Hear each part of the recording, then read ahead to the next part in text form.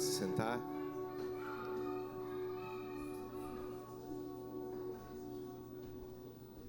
Que bênção, irmãos.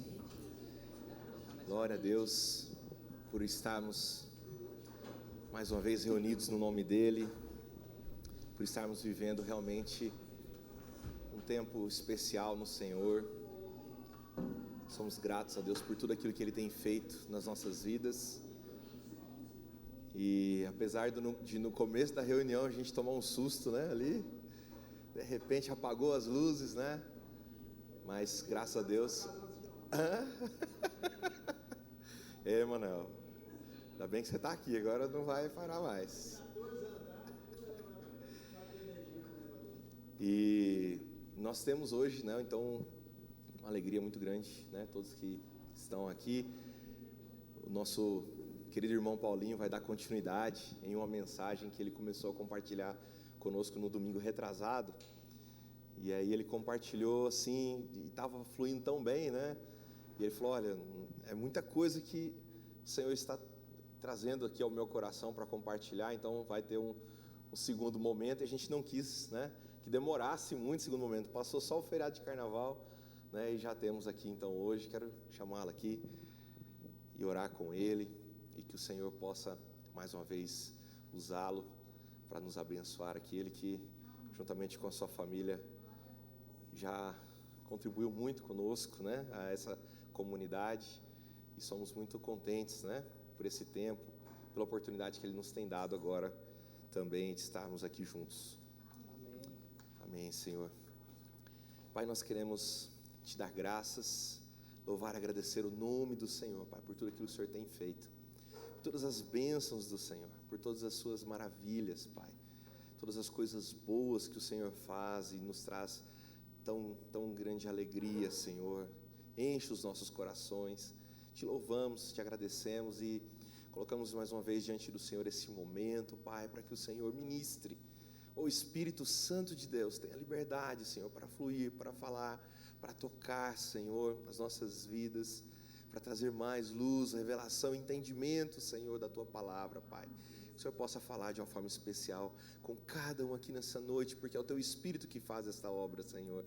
E nós nos rendemos a Ti, para que o Senhor nos conduza em tudo, para a glória do Senhor Jesus. Amém. Amém. Obrigado. Boa noite, meus irmãos. Graça e paz do nosso Senhor Jesus. Deixa eu ver aqui. Está aí? Obrigado, pastor.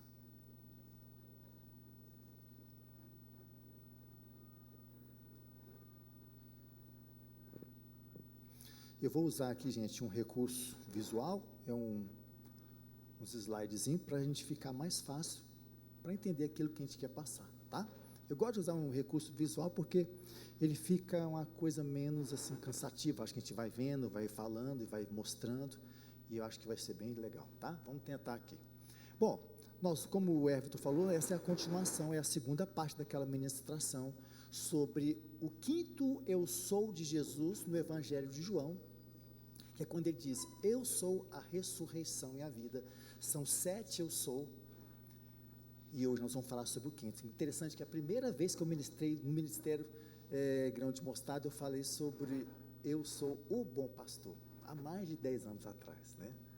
Também falei sobre eu sou a videira verdadeira, que é o último, 7 eu sou lá do capítulo 15 de João. E o Senhor me trouxe então o encargo de falar sobre eu sou a ressurreição e a vida. É uma palavra muito forte, pelo menos tem sido no meu coração, irmãos. Então vamos ler novamente o texto base da nossa ministração, que está aí no capítulo 11, versículo 25 e 26, que diz assim: disse-lhe Jesus: eu sou a ressurreição e a vida, quem crê em mim, ainda que morra, viverá, e todo o que vive e crê em mim, não morrerá eternamente. Crês isto, ou crês nisto? Vamos ter uma palavra de oração. Senhor nosso Deus e amado Pai, obrigado, Deus, pela oportunidade de estarmos aqui, como a irmã já orou, pelo privilégio de estarmos reunidos como a Tua igreja, de termos esse lugar, de termos a liberdade de vir aqui nessa hora aqui, reunir e Te adorar. Pai, que o Senhor realmente seja o centro dessa reunião. Toma o teu lugar, ó Deus. Espírito Santo, conduz os nossos corações, mas conduz também essa boca que fala aqui, Senhor, que seja o teu falar. Nossa esperança é que o Senhor fale conosco, e não apenas o homem. O Senhor fala conosco, Deus, fala. De alguma forma o Senhor fala conosco, porque nós sabemos que se o Senhor falar, o nosso coração se derreterá. Nós sabemos que se o Senhor vier, nosso coração se alegrará. Senhor, nós queremos ser impactados pelo Senhor. Senhor, nós queremos ser mexidos, nós queremos ser realmente, ó Deus, que o Senhor nos sacuda nesta noite. Faz algo nesses corações, Senhor. Faz algo nos nossos corações. Senhor, nós desejamos a Ti, nós somos tão carentes de Ti, Senhor, carentes do Teu falar, apesar de todas as nossas limitações. Nós queremos que o Senhor pode falar conosco esta noite, e lhe pedimos, em nome de Jesus, amém. Glória a Deus. Então, irmãos, na primeira vez que nós compartilhamos com vocês desse assunto, vocês lembram que o objetivo central era trazer um contexto, no qual Jesus declarou essa frase, essa verdade, onde proferiu essa declaração do quinto, eu sou a ressurreição e a vida. Então vocês viram que tudo aquilo que João utilizou para montar essa cena, todos os detalhes de informação, que vai desde lá no capítulo 10, versículo 22, que Jesus começa aquela discussão com aqueles judeus, né, que eles queriam que ele fosse muito claro, você é ou não é o Messias? Então acontece toda aquela situação que eles se enfurecem, eles querem matá-lo. Então ele vai para Betânia, além do Jordão, que em algumas palavras é Betabara, e aí ele fica, recebe então notícia da enfermidade de Lázaro, mas não vem na mesma hora, e fica mais 2 dias lá, até chegar no momento, passa por tudo aquilo, tem a ressurreição de Lázaro, chega no momento onde os judeus ficam sabendo do milagre e resolvem matá-lo. Todo esse arranjo de acontecimentos se deu de uma maneira perfeita, irmãos, mostrando que Deus tem um controle de tudo, Ele tem um propósito de tudo. Então foi muito importante a gente ver isso, não é? Foi muito importante a gente ver isso, como é que Deus, Ele vai conduzindo as coisas de uma maneira tão perfeita, irmãos. E não é só naquele caso, é nas nossas vidas também, os detalhes, as nossas vidas estão sendo conduzidas pelo Senhor, amém, meus irmãos? Só que nós não podemos ficar apenas aí. Então eu falei para vocês que a gente tinha que avançar para aquilo que era mais importante, para aquilo o que significa essa declaração, o que o Senhor quis dizer com eu sou a ressurreição e a vida. Então, para ficar mais fácil, ou seja, para efeito didático, não, perdoe, antes disso, gente, se você perdeu essa palavra, essa primeira palavra, você pode vir no nosso canal no YouTube, onde você não tem apenas as celebrações, mas também tem os vídeos dos estudos bíblicos que foram gravados, por exemplo, o panorama bíblico que o pastor ministrou, que tem muita coisa boa, e outros assuntos. A celebração você vai ter que ir lá naquele ao vivo, tá? Então fica aqui, irmãos, o convite para você que ainda não é inscrito no canal do MGM Goiânia, se inscrever, gente, se inscreva, compartilhe essa mensagem com alguém. Você está semeando na vida das pessoas, você não está apenas apoiando o ministério local aqui, mas você está contribuindo para o reino de Deus, uma coisa tão simples, né? Então, se você não é inscrito ainda, se inscreva aí no nosso canal, e se você quiser assistir essas palavras, vá ali no ao vivo, tem todas as celebrações, eu não sei de quanto tempo já estão colocando, mas eu sei que é muita coisa, é muito material edificante. Então, para efeito didático, nós vamos separar aqui essa declaração em 3 partes. A primeira, a declaração. Gente, a declaração é toda, é tudo, tá? Começa ali, ó, em eu sou a ressurreição e a vida, e entra até no crese, nisto que na verdade é a pergunta, mas tudo é declaração.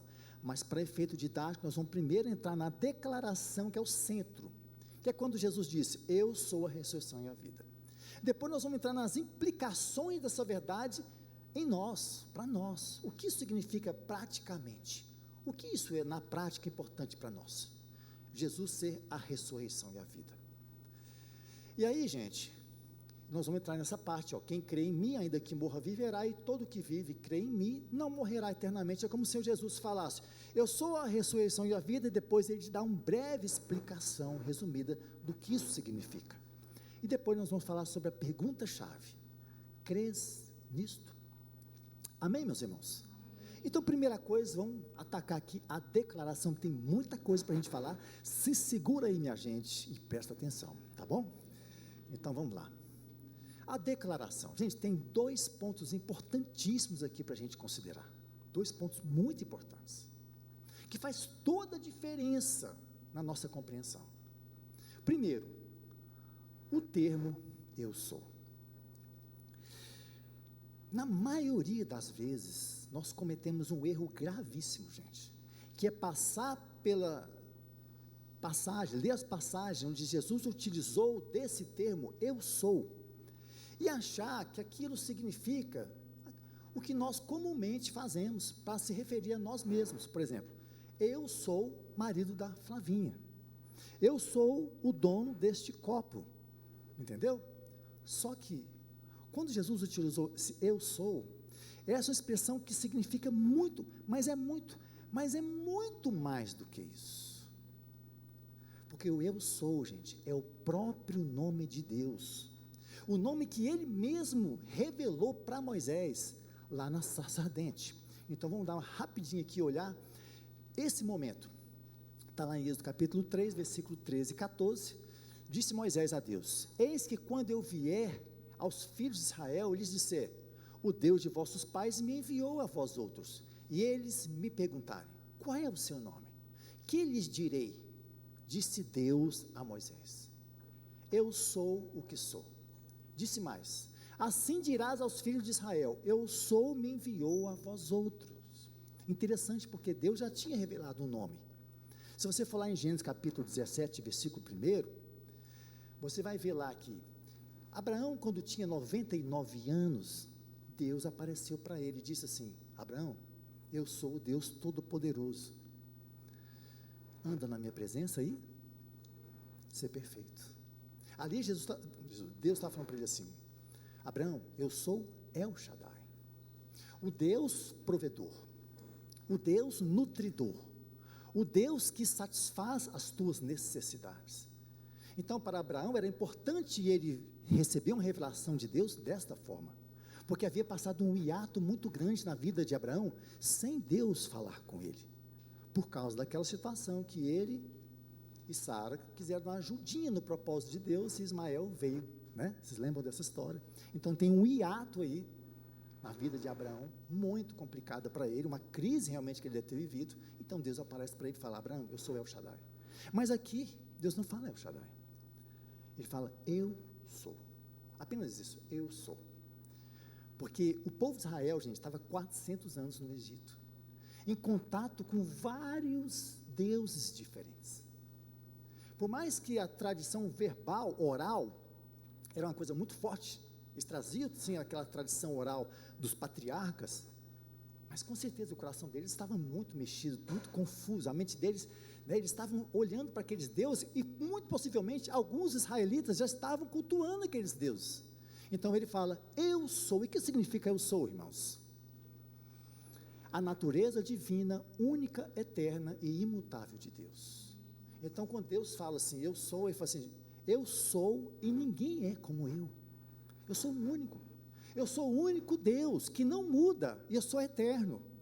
É isso que ele está dizendo, é o nome acima de todo nome.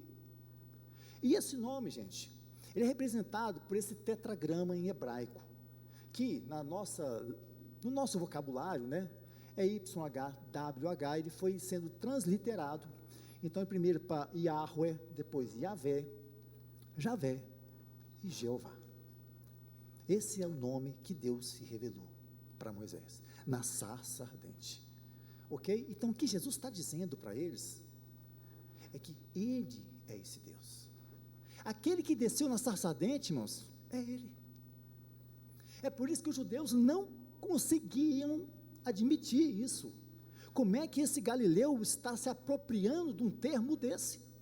Um termo tão sério, que eles não ousavam falar esse termo, porque inclusive era um termo impronunciável, como se fosse um vento. Eles não ousavam falar esse termo em vão. E aquele Galileu, Está falando que Ele é Ele, o eu sou.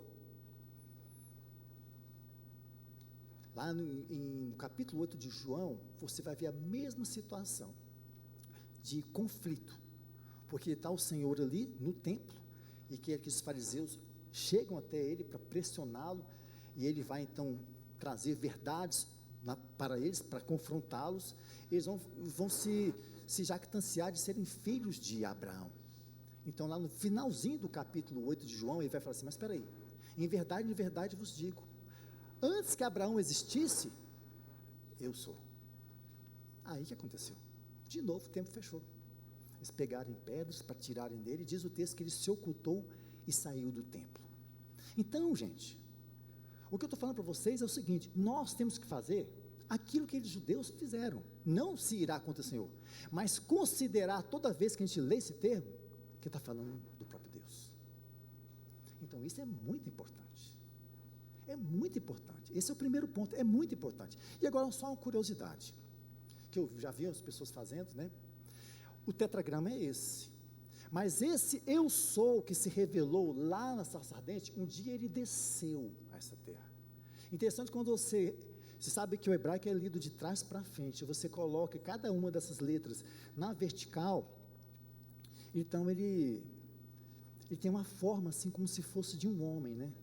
Um homem, aquele que se encarnou, que veio a essa terra. É claro que isso aqui a gente não pode se apegar a isso, né, gente? É apenas uma analogia, mas eu achei interessante e trouxe para a gente. Então, irmãos, a gente precisa, assim, toda vez que passar por essas passagens, a gente precisa entender que aquele eu sou está falando de Deus. O Senhor Jesus deixava muito claro isso. Ele não tinha medo de falar para quem fosse. Ele sempre falava, eu sou. E nós temos que entender isso. O segundo ponto é que como a oração foi construída, esse eu sou, a ressurreição e a vida, no grego, ela foi construída de forma que o sujeito e o predicativo fossem permutáveis ou intercambiáveis. O que quer dizer isso, gente? Isso não existe no português, porque o grego é uma língua extremamente rica, não é à toa que o Senhor escolheu essa língua para escrever, então, para que aqueles homens escrevessem o Novo Testamento. Isso quer dizer que, vamos colocar aqui o texto, eu sou a ressurreição e a vida, vamos substituir o primeiro por Jesus. Jesus é a ressurreição e a vida, certo? Então está o sujeito, Jesus está ali, o verbo de ligação é e a ressurreição e a vida é o predicativo, né? Ou o predicado, no caso ali, né? Então Jesus é a ressurreição e a vida, ok? Isso nós estamos claro para nós, mas parece, sabe o que, gente? Que pode ser que tenha outra pessoa que seja a ressurreição e a vida. Parece que não dá uma força de exclusividade, e por isso que a frase ou a oração foi construída de forma que pudesse se trocar a posição dos dois. Isso aqui então, e também é verdade. A ressurreição e a vida são Jesus. O que quer dizer isso, gente? Que somente em Jesus há ressurreição, somente em Jesus há vida. A ressurreição e a vida estão radicados nele. Somente Ele pode se tornar possível aquilo que está morto voltar a viver. Somente Ele é a fonte de toda vida, de tudo que há, de todas as formas de vida que existem, tanto nesse universo visível, como naquilo que a gente não vê, nas outras dimensões, nas outras esferas espirituais. Lembra de Paulo, quando falou que lá no capítulo 12, 2 Coríntios, versículo 2, ele fala assim, eu conheci um homem, que há 14 anos atrás, ele teve uma experiência incrível, não sei se foi fora do corpo ou dentro do corpo, só sei que ele foi elevado ao terceiro céu. O terceiro céu, irmãos, inclusive ele vai falar que é o paraíso. O terceiro céu é uma esfera espiritual muito poderosa, extremamente poderosa. Ele fala assim, eu escutei lá, gente, palavras inefáveis. E por causa disso, para que ele não se vangloriasse, para que ele não se ensoberbecesse, o que aconteceu? Deus colocou um espinho na carne de Paulo. Então, eu estou trazendo de volta esse texto, essa passagem, para mostrar para vocês que existem outras dimensões. E o Senhor é que é a fonte da vida de todas elas. Isso é muito impressionante, gente.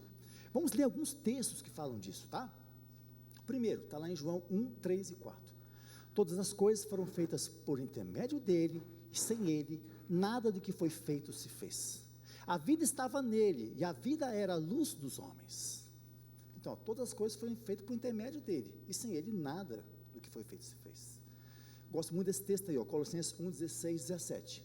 Pois nele foram criadas todas as coisas, nos céus e sobre a terra, as visíveis e as invisíveis, sejam tronos, sejam soberanias, quer principados, quer potestades. Tudo foi criado por meio dele e para ele. Ele, antes de todas as coisas, nele tudo subsiste. Está vendo ali, gente? Tronos, soberanias, principados, potestades, visíveis, invisíveis, tudo que existe, gente, só tem razão de ser nele. Então, a ressurreição e a vida são ele. Você precisa trazer para você, para dentro de você, essas verdades, irmãos. Isso é muito importante, para que o Espírito Santo use isso como uma ferramenta, para realmente gerar em você algo que não é apenas um conhecimento mental. Entende, irmãos? Mas claro que tudo começa aqui. Tudo começa a gente se expondo às verdades. E, essa verdade precisa entrar aqui, Senhor. Desce daqui para cá. Né? Último texto aqui. Pois tudo bem. Só até aqui por enquanto. Então perceba que o Senhor é tudo isso. Se aproprie dessas verdades. Porque esse é o nosso Senhor, tá, irmãos? Esse é o nosso Senhor. Então receba essa verdade dentro do teu coração, porque esse é o Senhor que nós adoramos, esse é o Senhor que nós amamos. Amém, irmãos? Como nós precisamos caminhar no sentido de conhecer mais quem Ele é, irmãos, como nós necessitamos, né? Conhecer não apenas quem Ele é, mas também a nossa identidade em relação a Ele, né? Vamos continuar. Então, dito isso, gente, vamos passar para as implicações em nossas vidas. Então, nós estamos falando sobre a declaração, esses dois pontos muito importantes. E agora vamos falar sobre as implicações. Olha só esse texto, irmãos. Quem crê em mim, ainda que morra, viverá. E todo que vive, crê em mim, não morrerá eternamente. Interessante que a primeira declaração, que é o foco, eu sou a ressurreição e a vida. Mas agora ele está tratando de morte. Agora ele está tratando de morte. Então ele vem com dois verbos aqui de morte. Morra e morrerá. E é lógico isso, porque quando a gente fala em ressurreição, nós estamos falando da vitória sobre a morte, nós estamos falando do reverter uma condição de morte. Então, quando o Senhor vai explicar que Ele é a ressurreição, Ele vai falar sobre a morte. Então, antes de nós analisarmos esse texto mais de perto, eu quero considerar com vocês algumas verdades sobre a morte. Nós sabemos, irmãos, que a morte é uma das coisas mais difíceis de nós lidarmos. É dito que a morte é o maior medo dos homens, ou o grande inimigo a ser vencido, né? Na verdade, Paulo fala lá em 1 Coríntios capítulo 15, versículo 26, que ele é o último inimigo a ser vencido, ou destruído. E a maioria das pessoas tem uma ideia da morte que gira dentro de três visões, ou três formas de entender a morte. Vamos ver elas aqui, ó. Peraí. A primeira é essa aqui, ó. A morte é o ponto final de toda a nossa história, ou seja, não há nada depois dela. Nada depois dela. Isso aí são os ateus. Os ateus creem assim na morte. Eles acreditam que depois da morte não existe mais nada.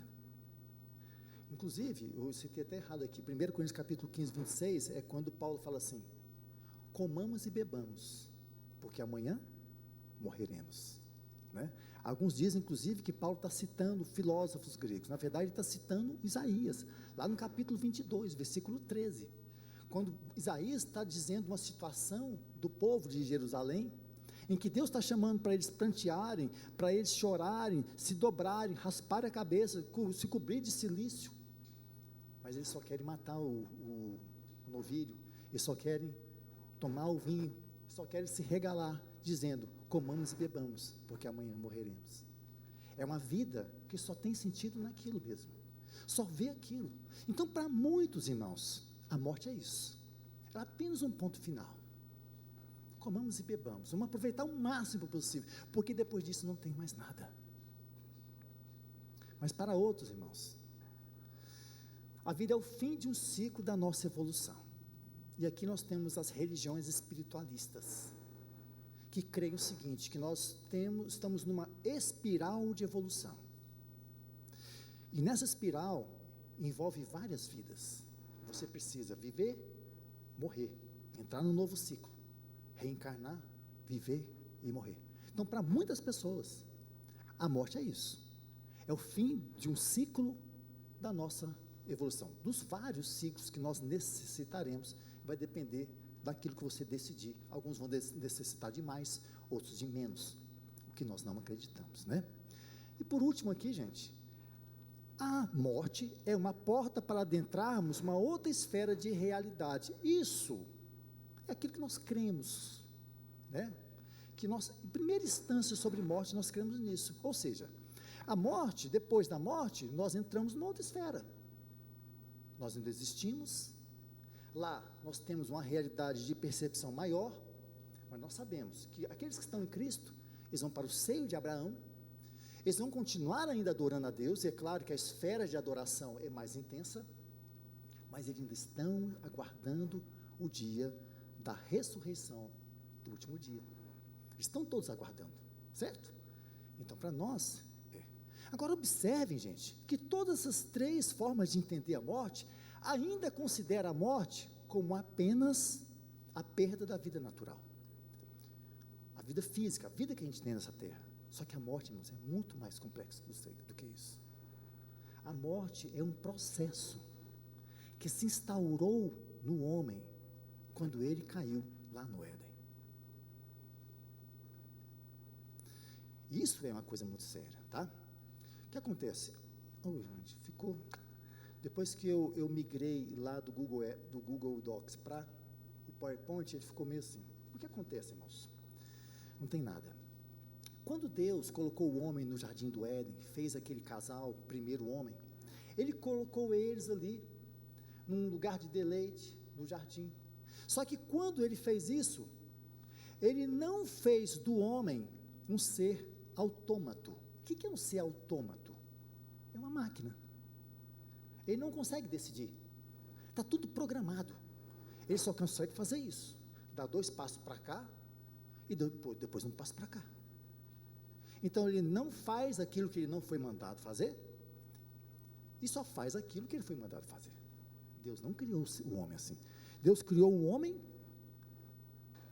autônomo.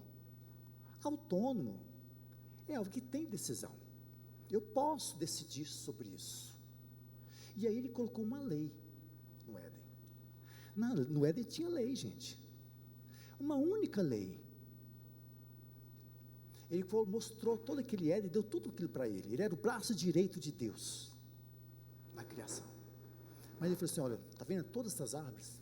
Você pode se alimentar de todas elas. E tem uma árvore que é especial, está lá no meio do jardim, a árvore da vida, que fala o próprio ser de Deus sendo dado a ele. Mas tem uma coisa, tem uma árvore que você não pode se alimentar. Deus deu a lei para ele e deu as consequências para ele. E o Senhor disse, e o Senhor Deus lhe deu esta ordem: de toda a árvore do jardim comerás livremente, mas da árvore do conhecimento do bem e do mal não comerás, porque no dia em que dela comeres, certamente morrerás. Quando eu era mais novo na fé, gente, eu tinha uma crise em relação a isso. Eu pensava assim: gente, por que Deus foi colocar aquela árvore lá? É tão melhor. Eles estavam servindo a Deus, comendo daquelas arvrinhas, e chegava lá na árvore da vida e comia. Depois, na viração do dia, tinha comunhão com ele, e tudo era tão bom. Mas não é assim o processo que Deus decidiu. Deus nos fez autônomos para que nós sempre venhamos decidir por Ele. Porque nessa trajetória ou nessa jornada de relacionamento com Deus, irmãos, é um relacionamento marcado pela mutualidade.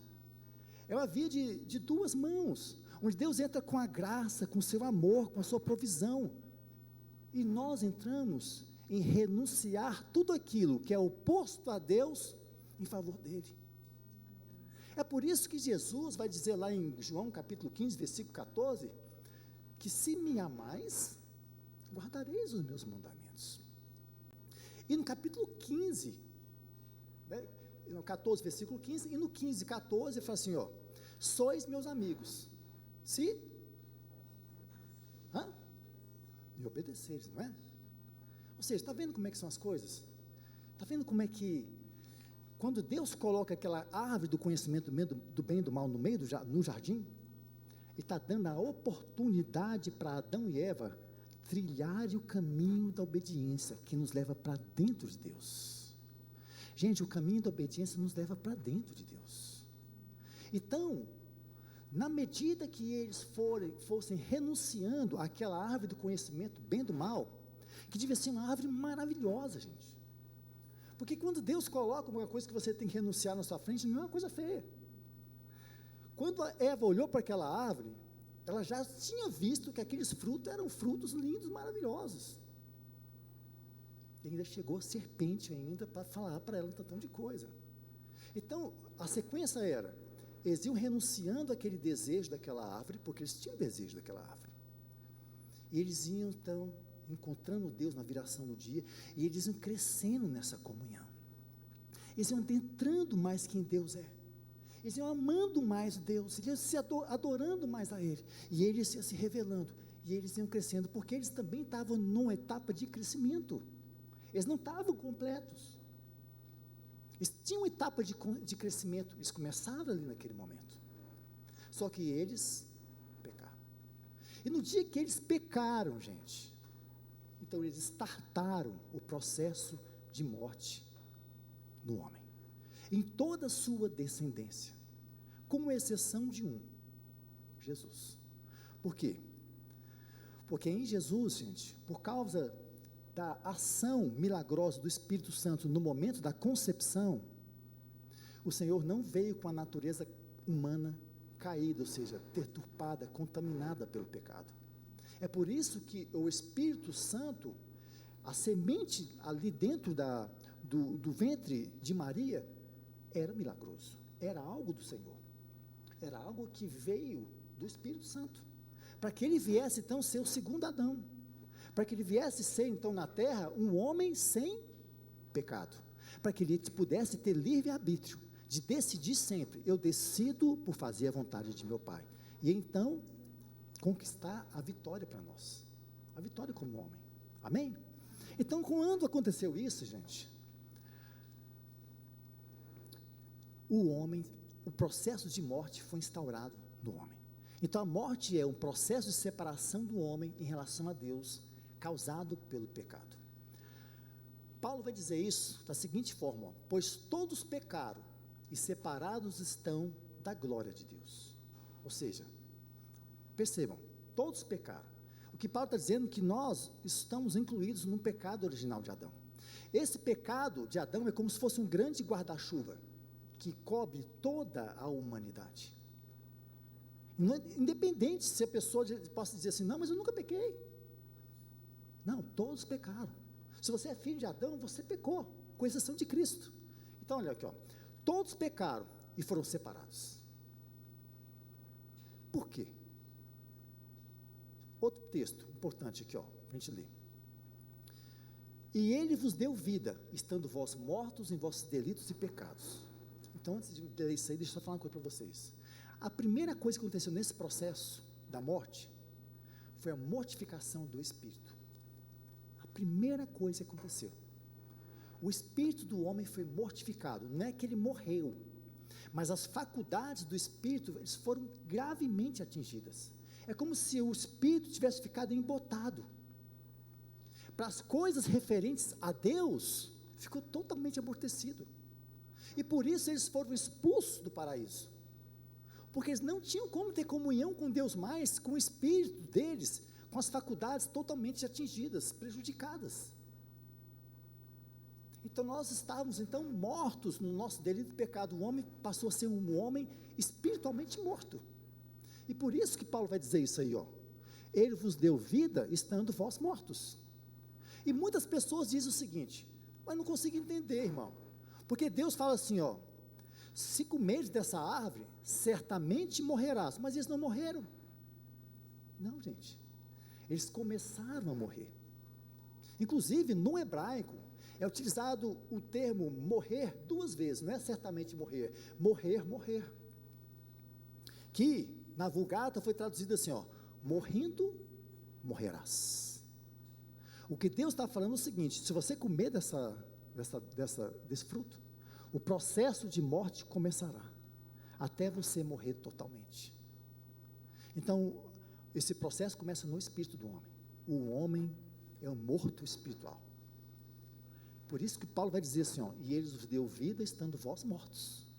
Nós estamos andando nessa terra, as pessoas estão andando, mas no dia que recebem a regeneração do Espírito, no dia que elas nascem de novo, elas deixam de ser mortas. Olha só, ele vos deu vida estando vós mortos nos vossos delitos e pecados, nos quais andastes outrora, segundo o curso deste mundo, segundo o príncipe da potestade do ar, do Espírito que agora atua nos filhos da desobediência, entre os quais também nós andávamos outrora, segundo as inclinações da carne, fazendo a vontade da carne e dos pensamentos, e éramos por natureza filhos da ira, como também os demais. Então o homem peca, o homem tem seu espírito amortecido, ele se torna escravo do pecado, e os seus olhos que miravam a Deus, passam a olhar para ele mesmo. O homem passa a ser um ser egocêntrico, ele quer saber dele, um ser cheio de vaidade. Se ele faz uma caridade, na verdade está pensando nele mesmo, porque a inclinação do homem natural é sempre para o pecado, inconscientemente ele faz isso. Por isso que o homem não consegue se salvar a si próprio, ele não consegue obedecer a Deus. Então Paulo está dizendo, olha, vocês estavam na condição de mortos, não mortos fisicamente, mas espiritualmente. Quando o Senhor te encontrou, você estava assim. E ele também diz algo muito importante, ele fala isso aí, ó, ora, o homem natural não compreende as coisas do Espírito de Deus, porque lhe parece loucura, e não pode entendê-las, porque elas se discernem espiritualmente. Por quê? Porque ele está morto espiritual. Entende, irmãos? Estão me acompanhando, gente?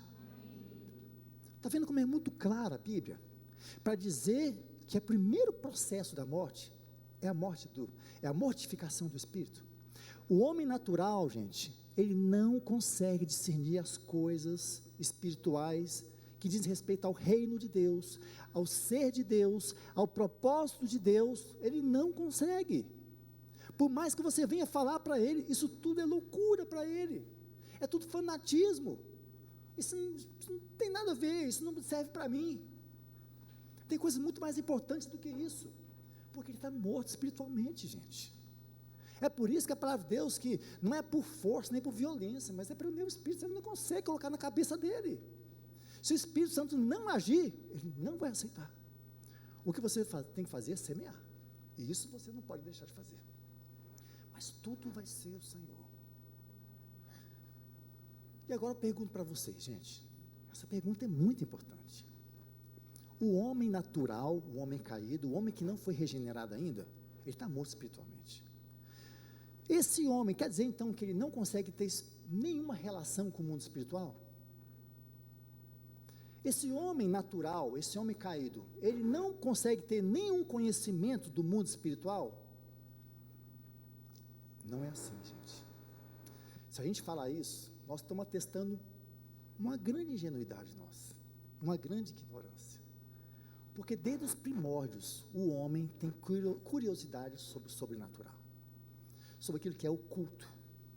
Você vê na própria Bíblia relatos de pessoas que tiveram conhecimento espiritual, como aqueles magos que o faraó trouxe para ali desmoralizar Moisés e o Deus de Israel, e eles foram humilhados, mas eles tinham conhecimento espiritual, como os sábios e os magos da Babilônia, uma terra de muito paganismo, de muita magia, né, de muita coisa relacionada ao ocultismo. O Egito também é. Então de lá para cá, muitas pessoas tiveram conhecimento de cunho espiritual, e até hoje, e quanto mais isso se intensifica, mostrando que nós estamos chegando no fim dos tempos. Eu quero citar aqui apenas um nome, gente, para a gente não perder muito tempo com isso. Mas é importante eu citá-lo, vocês vão entender onde é que eu quero chegar daqui a pouco. O nome é esse caboclo aqui, ó, Aleister Crowley. Alguém já ouviu falar desse homem aqui? Esse cara é conhecido como o homem mais maligno da terra. Ele se auto-intitulava o profeta da nova era. E também se auto-intitulava de uma maneira bem cínica, como a besta 666. Ele é considerado como um filósofo britânico, mas foi o homem que mais adentrou, do que se conhece, os porões profundos e negros, trevosos da magia negra. Ele escreveu vários livros, mas a obra principal dele é essa aqui, ó, Lei do Telema, ou Lei de Telema, cujo lema central, e telema no grego é vontade, tá, gente? Vontade. O lema central dessa lei dele é isso aí, ó, fazes o que tu queres, e há de ser o todo da lei. O que der vontade para você fazer, você faz. Porque é assim que rege as leis verdadeiras, e não os dogmas escravizantes, limitantes, como por exemplo do cristianismo.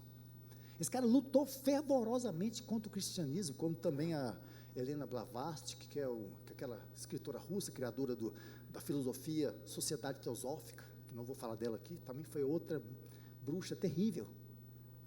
Esse cara, gente, ele tem uma influência muito, muito forte na contracultura de 1960, 1970, e de lá para cá, várias pessoas seguiram ele, e pegaram os ensinamentos dele, e criaram outros movimentos ocultistas. E na época, em 1960 para cá, várias celebridades não apenas simpatizaram com ele, mas se tornaram seguidores dele. E vou citar apenas alguns aqui para vocês. David Bowie, nessa música dele, ó, Quicksand. O Ozzy Osbourne fez uma música chamada Mr. Crowley. O Iron Maiden é um dos que mais tem música direcionada a esse homem. O Led Zeppelin, essa música Starway to Heaven, que talvez vocês conheçam, ela é uma cópia praticamente de um poema do Aleister Crowley. Interessante que o Led Zeppelin, eu gostei muito desses grupos antigamente, né? O guitarrista dele, o Jim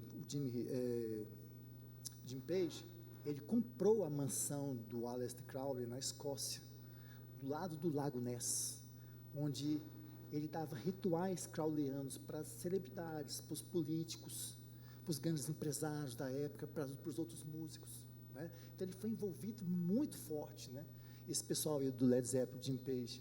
O Rolling Stones tem essa música, Simpatia pelo Diabo, onde até hoje ele toca nos repertórios, vem aqui no Brasil, toca sempre essa música.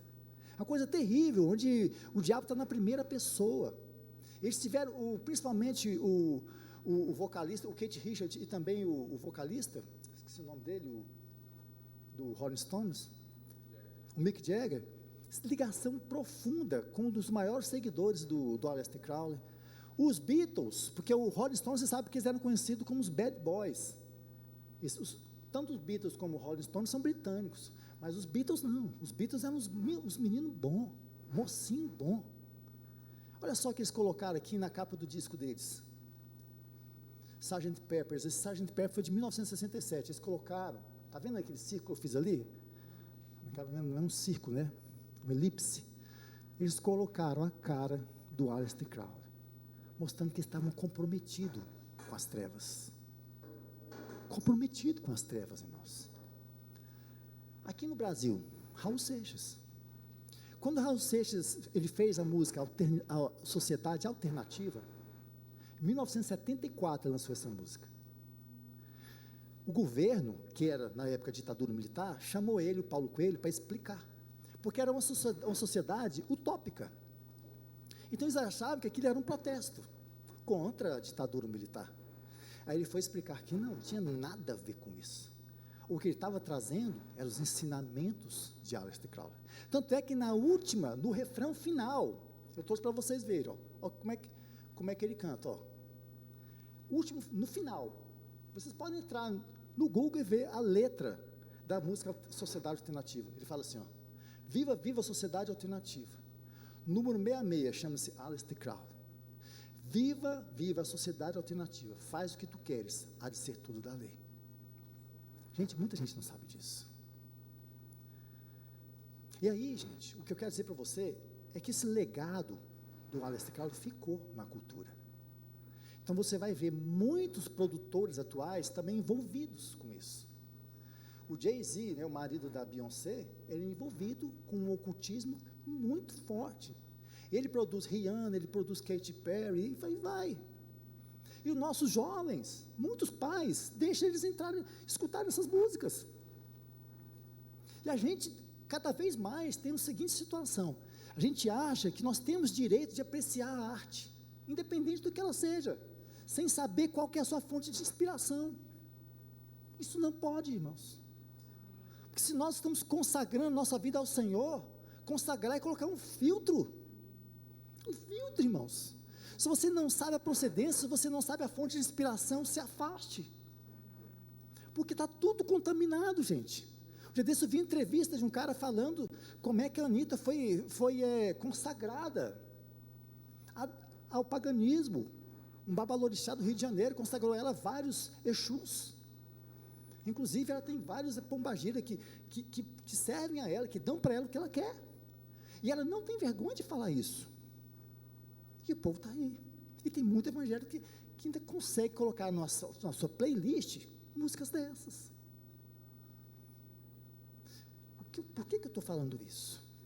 Assim como o Aleister Crowley, ele foi reconhecidamente um homem muito poderoso em termos de conhecimento espiritual, e muitas pessoas tiveram um denso conhecimento espiritual, ainda estão tendo hoje, eles ainda continuaram mortos espiritualmente. Entende, irmãos? Porque o conhecimento espiritual que eles tiveram não foi pelo Espírito Santo.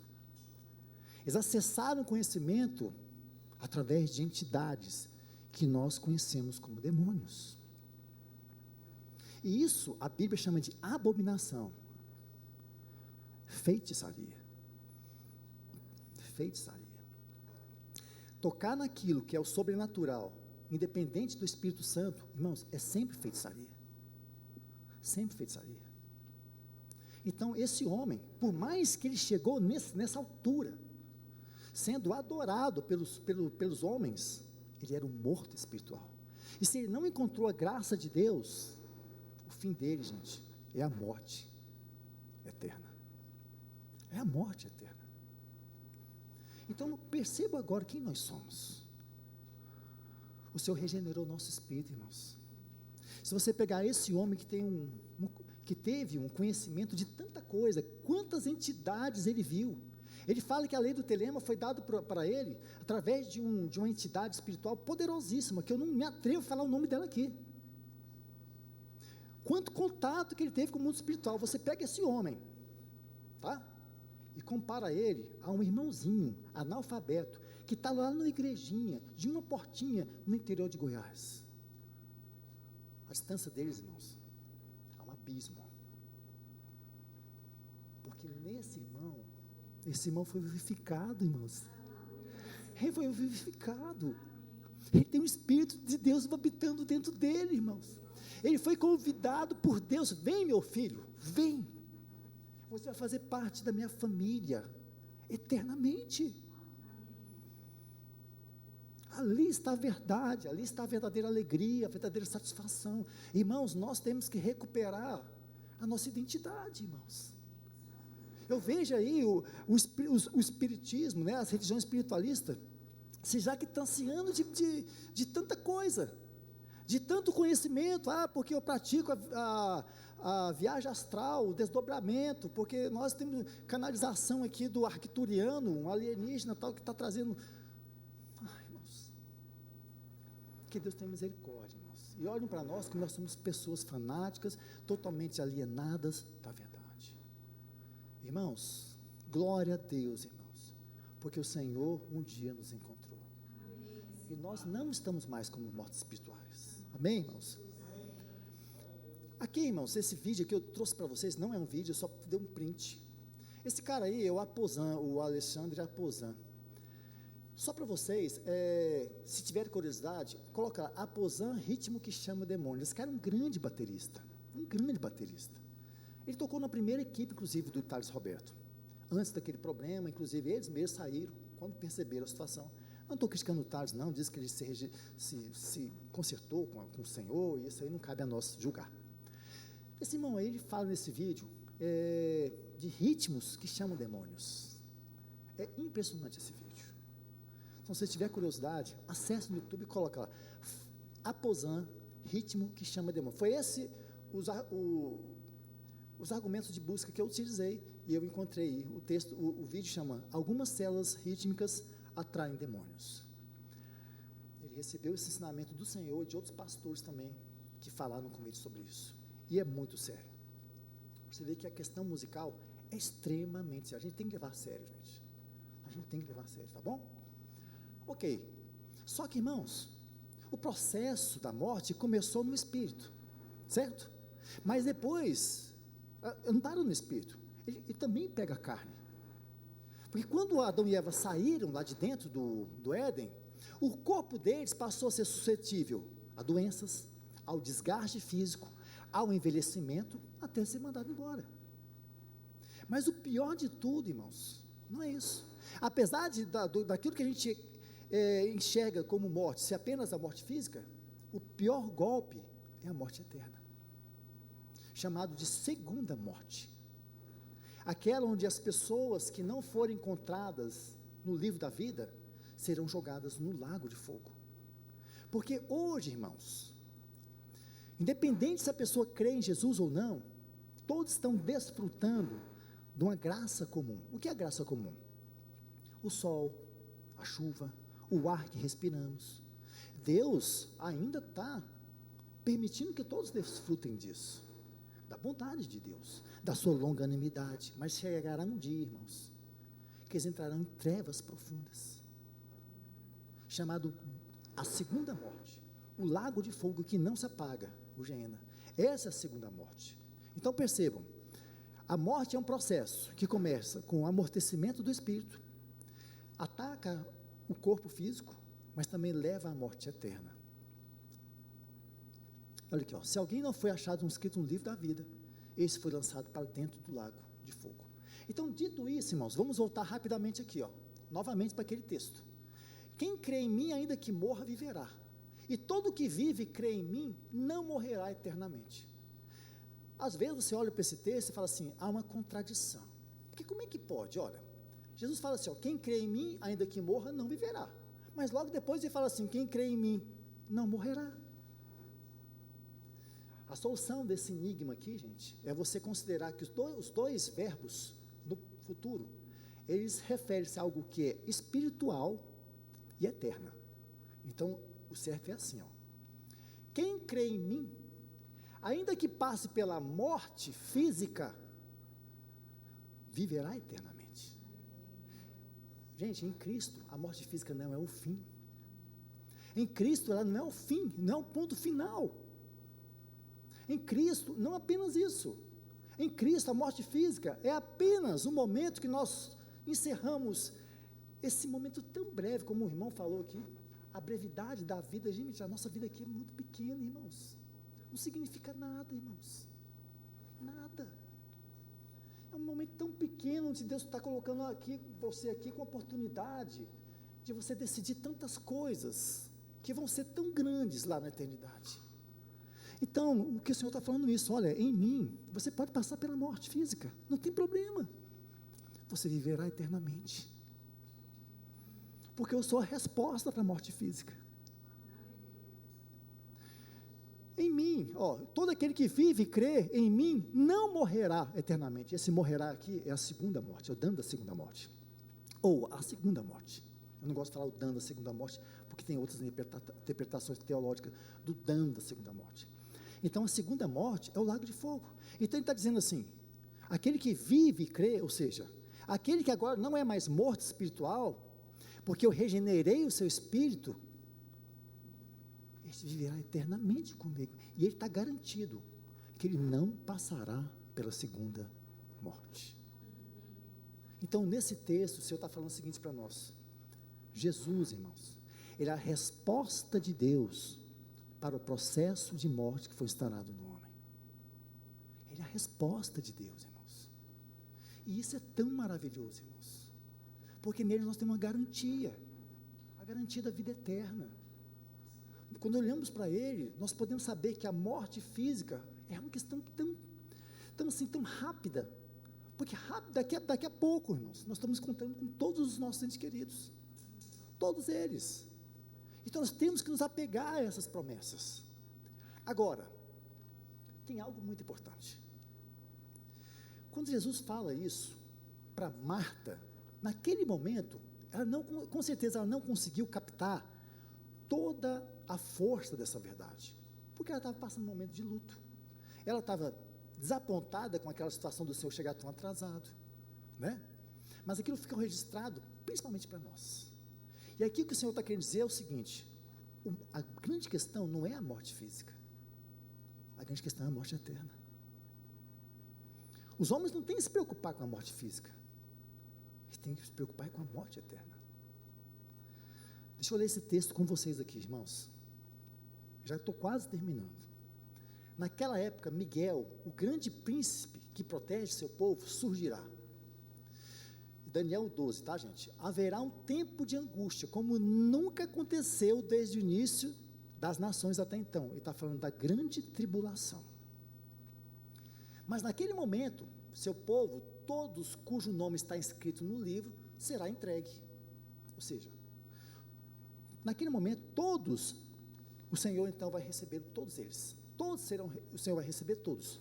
Aí fala assim, ó: multidões que dormem no pó da terra despertarão, alguns para a vida eterna, outros para a vergonha e desprezo eterno. O que Daniel está falando, gente, que o Senhor vai ressuscitar não apenas os cristãos, mas também os ímpios. Todos receberão um corpo indestrutível. A questão é, onde cada um passará a eternidade com esse corpo? Olha só o que o Senhor fala, em João 5, 28 e 29. Não vos maravilheis disto, porque vem a hora em que todos que estão no sepulcro ouvirão a sua voz. E os que fizerem o bem sairão para a ressurreição da vida, e os que fizerem mal, para a ressurreição da condenação. Muitas pessoas desconsideram isso, irmãos. Muitas pessoas nem sabem disso. Isso aqui é muito sério, irmãos. É muito sério. E olha aqui, ó. E temos a mesma esperança em Deus, que em seus próprios homens têm, que haverá uma ressurreição tanto do justo, quanto dos ímpios. E quando acontecerá essa ressurreição? Qual é a cronologia? A Bíblia também fala. Aqui, ó. Deixa eu ler com vocês. Apocalipse capítulo 20, versículo, acho que até o versículo 6, fala assim, ó: então vi descer do céu um anjo, tinha na mão a chave do abismo e uma grande corrente. Ele segurou o dragão, a antiga serpente, que é o diabo, Satanás, e o prendeu por 1000 anos, lançou no abismo, fechou e pôs selo sobre ele, para que não mais enganasse as nações, até que se completarem os 1000 anos. Depois disto, é necessário que ele seja solto, por pouco tempo. Então, o dragão foi preso por 1000 anos. Vi também tronos, e nestes sentados aqueles os quais foi dada a autoridade de julgar. Vi ainda a alma dos decapitados, por causa do testemunho de Jesus, bem como por causa da palavra de Deus. Tantos quantos não adoraram a besta. Está vendo que isso aí vem da grande tribulação? Nem tampouco a sua imagem, e não receberam a marca na fronte e na mão, e viveram e reinaram com Cristo durante 1000 anos. Beleza. Agora olha só. O restante dos mortos não reviveram, até que se completassem os 1000 anos. Esta é a primeira ressurreição. Então a primeira ressurreição, irmãos, acontece antes do reino. E só os cristãos vão ressuscitar. Depois de 1000 anos, então o diabo vai ser solto, ele vai voltar a enganar as nações, Gog e Magog, toda aquela situação, está no versículo 7. Então sim haverá a segunda ressurreição. Então olha só, a segunda ressurreição, que é a dos ímpios, que vão então enfrentar o trono branco, o tribunal do trono branco, e sairão condenados, né? Olha só, bem-aventurado e santo é aquele que tem parte na primeira ressurreição. Sobre esses, a segunda morte não tem autoridade. Pelo contrário, serão sacerdotes de Deus e de Cristo, e reinarão com ele os 1000 anos. Ai, irmãos, glória ao Senhor. E aqui tem 2 pontos, irmãos. Nós temos que nos alegrar, porque o Senhor, nós não tínhamos nada. Não tínhamos nada de bom para que Deus olhasse para nós, opa, esse aqui merece. Mas mesmo assim, Ele nos chamou. Se alegre, irmão. Toma posse dessa vitória. Toma posse dessa bênção, que ela é inigualável. Mas nós também temos, irmãos, que agora, diante dessa verdade, ter compaixão para aqueles que estão perdidos. Nós temos que dobrar os nossos joelhos.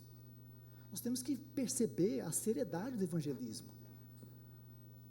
Daqueles parentes, nós que não conhecemos o Senhor ainda, porque isso aqui é uma realidade, irmãos. E, gente, isso aqui não é o conto da carochinha, não, irmãos. Isso que vai acontecer. Será que nós vamos ficar tão tranquilos que, oh, maravilha, nós estamos lá, gente, nós somos uma família, todos nós vamos nos encontrar, nós vamos fazer um churrasco santo lá, alguma coisa nesse sentido. Será que nós vamos ficar só nessa alegria? Nós também temos que nos entristecer por nosso vizinho, por nosso colega de trabalho, pelos nossos parentes, pelas pessoas que não encontraram o Senhor. E é claro que é tudo baseado naquilo que o Senhor disse, não é por violência, não é por força, mas faça a sua parte. O Senhor quer perceber em você essa resposta. Se você ama as almas perdidas, porque o Senhor é sim ressurreição, mas Ele quer também ser vida. Para nós Ele é a ressurreição e a vida, mas para esse, Ele é o ressuscitador, mas Ele também é o juiz. Entende, irmãos? Então é muito importante que a igreja se depare com essa realidade. Nós precisamos nos deparar com essa realidade, para que nós caiamos nela. Pé no chão. Essa é a realidade, irmãos. Glória a Deus, porque nós fazemos parte desse exército, dessa família eterna, mas que o Senhor nos ajude a fazer a nossa parte também, irmãos, de chorar por aqueles que ainda não têm o Senhor, de pagar um preço. Cada um aqui tem algo a oferecer, irmãos. Não estou falando para você largar tudo que você tem, sabe, vender tudo, e ir lá para o Nordeste, lá para, como aquela missionária que teve aqui, fazendo aquele trabalho. Não estou falando para você ir lá, fazer todo aquele trabalho, mas irmãos, tem tanta coisa para ser feita, irmãos. Tanta coisa que a gente pode fazer. Peça a orientação ao Espírito Santo, peça a liderança dele nesse caso, amém? E por último, o Senhor fala assim: crês nisto? Crês nisso é a pergunta-chave, irmãos. O Senhor então está perguntando para nós: vocês creem que eu sou o ressuscitador? Vocês creem mesmo que eu sou o único que pode mudar o destino do homem caído? De não fazer com que ele vá para o lago de fogo? Porque se nós cremos nisso, nós cremos que Ele é Deus, porque somente Deus pode fazer isso. Então que realmente nós venhamos ter realmente essa fé firmada nessas verdades. O Senhor é ressurreição, e Ele é vida. O Senhor é ressurreição, e Ele é vida. Que essa palavra realmente venha alcançar os nossos corações, irmãos.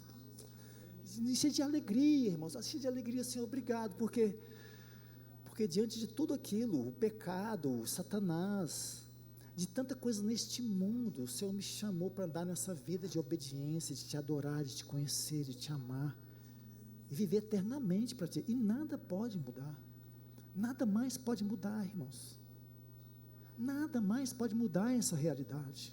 Você é dele, irmãos, você é totalmente dele. Amém? Quero orar com os irmãos então. Oh Deus Santo, obrigado, Senhor, obrigado, Deus, porque em Ti nós temos tudo, Senhor. O Senhor é a nossa fonte, a fonte da nossa alegria, a fonte do nosso contentamento, Senhor.